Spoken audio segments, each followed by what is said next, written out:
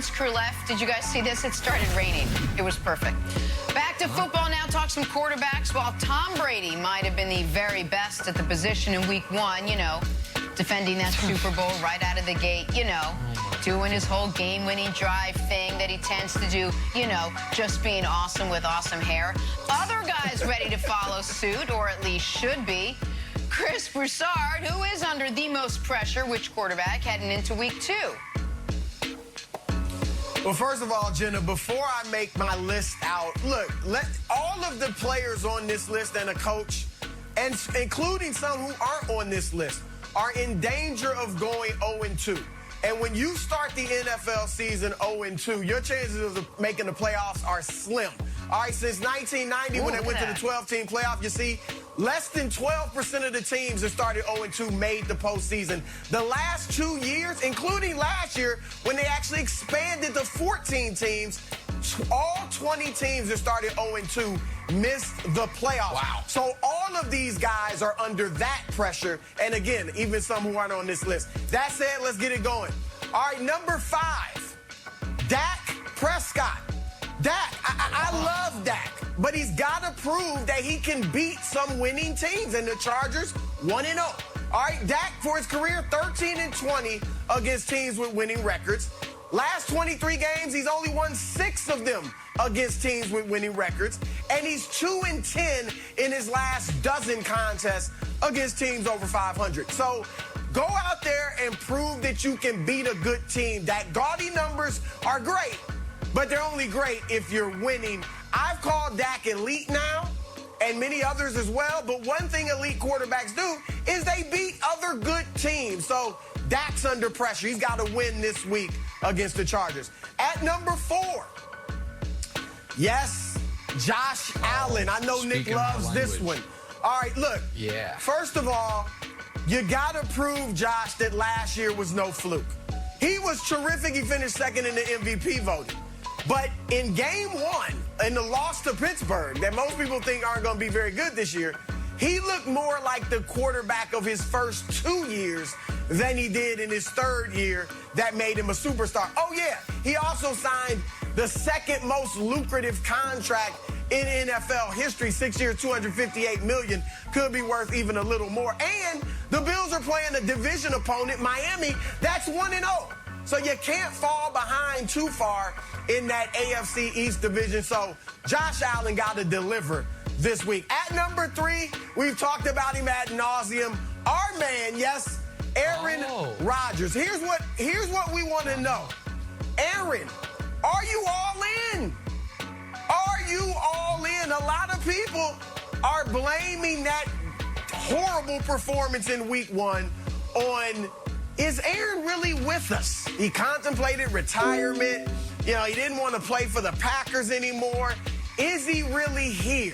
All right, you got to go prove it, Aaron, that you are all in, not only to us watching, but I think even to some people in that locker room. And look, they're playing Detroit.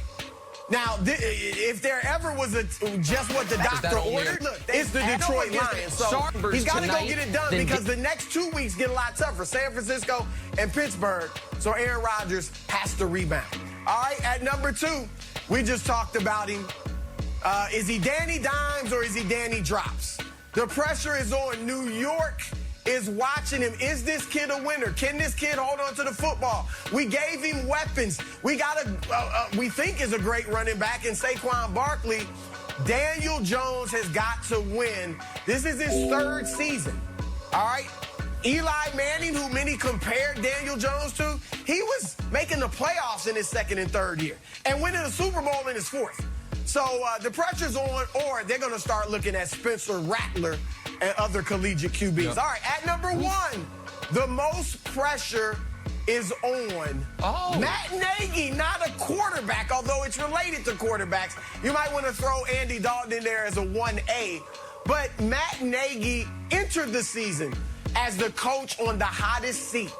All right, and now his refusal to start Justin Fields over pedestrian Andy Dalton is upsetting the fan base and befuddling not only onlookers like us, but even maybe players in his locker room. All right, so if he doesn't want to lose the team, they have to win big this week.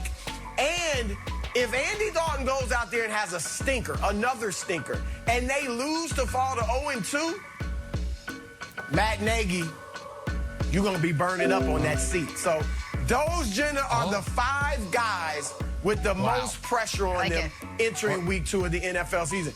Do y'all need to talk, or is it just listen, salute? You know what? Should we go to a commercial break? Let me tell you something, Broussard. You know who's also, I'm just being honest, it's going to surprise you. You know who also maybe should be on that list feeling pressure? Yours truly. Because lists are my thing. That's a hell of a list. I don't look at it and say there's any major flaws, any egregious errors. It's an excellent list. I give you credit for it, but I do want to zoom in on, you know who I want to zoom in on. Because my only critique would be maybe the guy you have at number 4, we could move up to number 3 or number 2 or maybe even number 1. So here's the thing for Josh Allen. He's under pressure for a multitude of different reasons, right? Like Rodgers under pressure because he played so poorly in the offseason, those 2 reasons. Daniel Jones is under pressure because he's played poorly up to this point in his career and time could be running out. Josh Allen's under a very different type of pressure. He's under pressure of the contract. He's under pressure of he's playing for a team that has had no expectations for a quarter century, now all of a sudden has sky-high expectations. He's playing under the pressure of they really only have one way to win. It's through him. The defense is mediocre, at least it was last year. We'll see what it is this year. And the running game, we can show the numbers as of last year and what we saw against Pittsburgh, somewhat non-existent. Like they built a team to really focus on, I mean, look at that. They're basically bottom 5 in everything from the running back position, which is one of the reasons Josh Allen runs the ball as often as he does and on as many designed runs as he does. He's also under the pressure of, they've given him weapons. He's got Diggs. They brought in Sanders. He has MC anti-vax in the slot. And don't forget about the great Jake Kumerow. I mean, who wouldn't want Jake Kumerow as your 4th or 5th receiver? So he's got all the weapons any player could have. And there's this. Quietly, it's not just one bad game. He was bad in the conference championship game against the Chiefs. He was borderline bad in the divisional round against the Ravens. So he's on a bit of a streak of bad games since he finished last year on such a high note in the regular season, fraudulently finishing ahead of Mahomes in the MVP race. And you mentioned it, Broussard. Having a divisional game in Miami when they're 1-0 and you could fall to 0-2 and you know it's going to come down to you after you were miserable in the second half last week. Your team got outscored 23-6 in the second half. I agree with you entirely on the totality of the list. I just think you could argue Josh Allen should be even higher. I think he's under tremendous pressure this weekend, Broussard.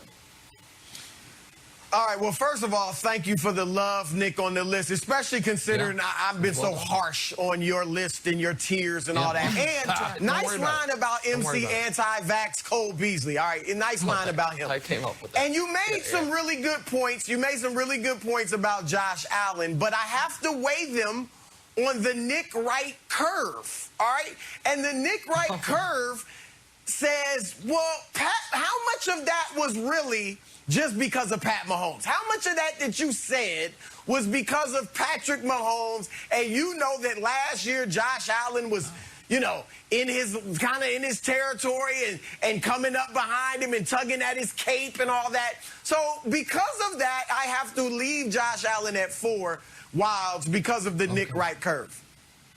Okay, there's no Nick I'm going to make one change, Broussard, and I think you're going to agree with me.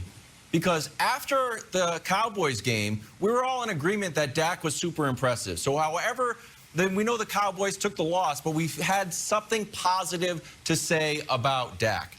Does anyone have anything positive to say about the Tennessee Titans?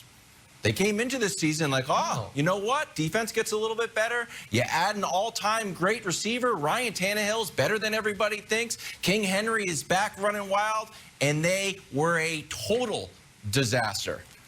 Chandler Jones sacked Ryan Tannehill 5 times. Kyler threw 5 touchdowns. Now, that was at home. Now they've got to go to Seattle, where Russ is going to cook them up. He just had 4 touchdowns. Russ is going to cook them up again. Now we look at the schedule of who the Titans have coming up. Let's suppose they lose this weekend. Now you got the Colts.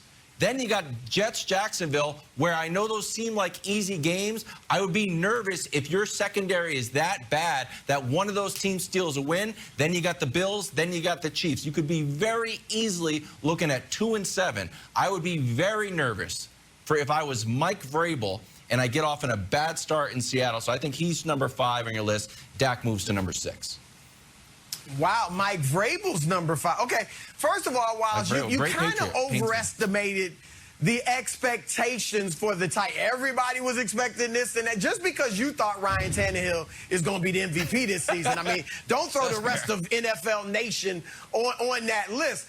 Here's the thing, and I get it. You know, Tennessee, they looked horrible in game 1.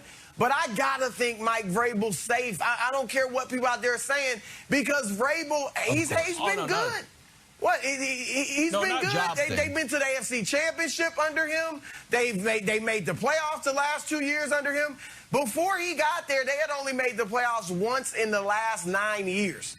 And so he has them now as a relevant football team.